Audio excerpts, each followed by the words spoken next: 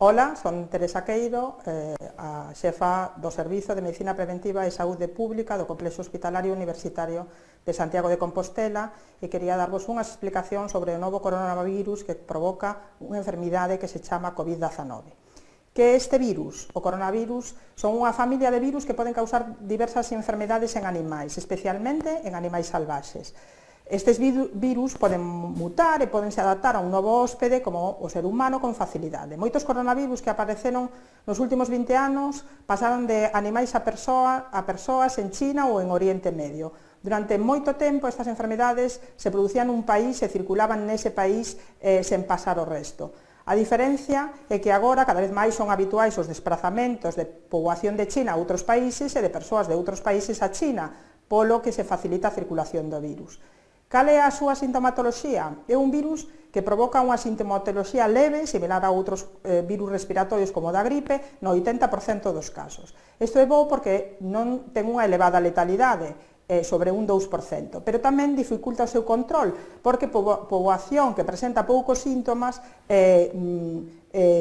non se decata de que tenga a enfermedade e pode circular con el. En canto aos síntomas, son tamén parecidos a unha gripe, sobre todo produce febre, unha tos seca, dificultade para respirar, dores musculares. De todas formas, non é un virus moi contagioso, aínda que parece un pouco máis contagioso co da gripe. A transmisión prodúcese por secrecións de gotas. Hai enfermidades, como a tuberculose, por exemplo, que se transmiten por gotiñas moi pequeniñas que quedan suspendidas no aire, o que fai que se poida producir o contagio, aínda que non se estea preto da persoa enferma.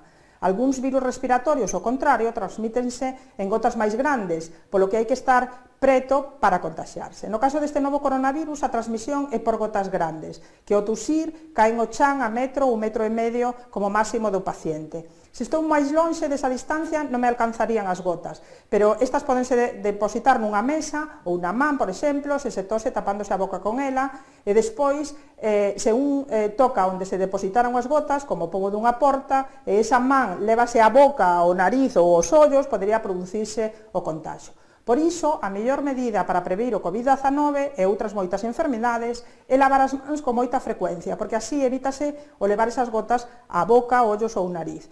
Pódese recomendar o uso dunha máscara, tapando o nariz e a boca aos pacientes que teñen esos síntomas respiratorios para que eviten que saian as gotas e protexer os demais. Sin embargo, a máscara non é un bo elemento de protección para as persoas que non están enfermas, porque realmente para o que serve para protexer os demais de quen a leva. Ademais, levala pode dar unha falsa sensación de protección. O tocala por fora, para colocala ou retirala, poderíamos contaminar as mans. E se despois levamos as mans preto do nariz, ollos ou boca, poderían producir o contagio.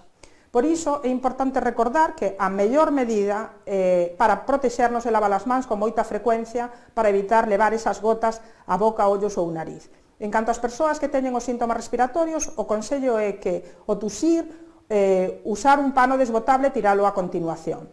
Se non dispoñemos dun pano, pois non se recomenda tusir sobre a man, senón tusir sobre o interior do cóbado flexionado. E se teñen síntomas de febre ou tos, evitar o contacto con outras persoas.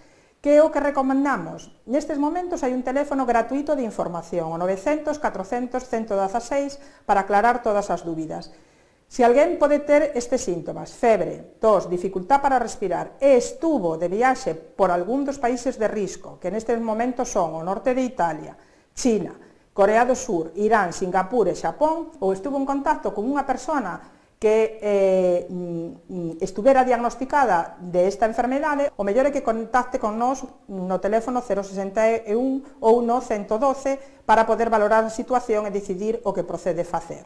Non se aconsella que vaya ao hospital ou ao centro de saúde, que quede na casa e que se poña en contacto co 061, e no caso de estar con outras persoas, que tome as medidas de precaución que acabamos de comentar.